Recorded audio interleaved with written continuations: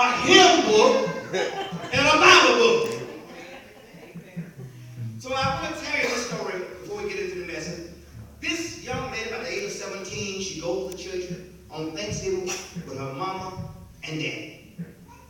She goes to church, sitting with her mom and dad. The pastor looked at her. He said, young lady, what is the most two precious books in your Bible? Stand up and tell the church.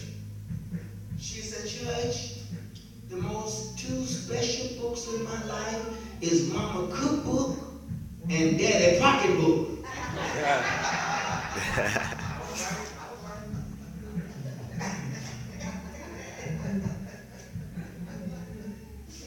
So, as quiet as it kept, that's how some people feel.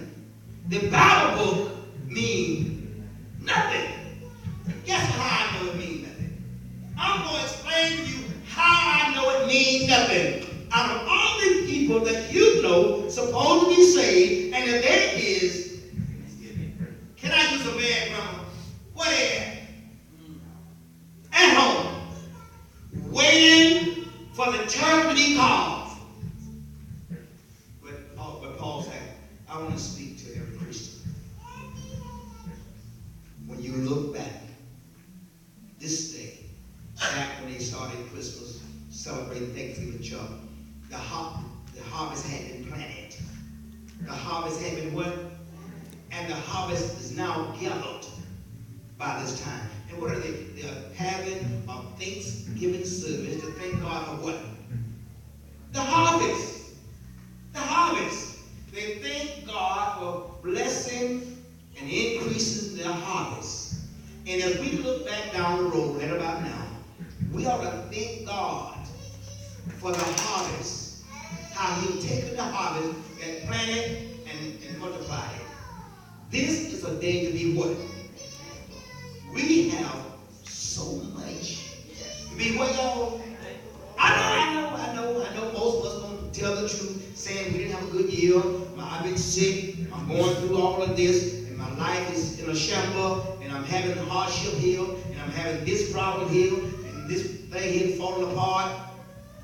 But I got some good news for you. God is still working on our behalf.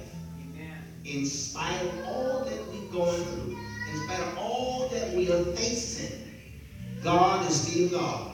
Yeah. And we ought to just say, Lord, you know what? Can I just start naming a few things I'm thankful for? Lord, I'm going through it, but you blessed me with 3 or 4 beautiful kids. Thank you. They're headache, but I thank you for them. You give me 2 or 3 grandkids. They ain't doing nothing like they're supposed to be doing, but Lord, guess what?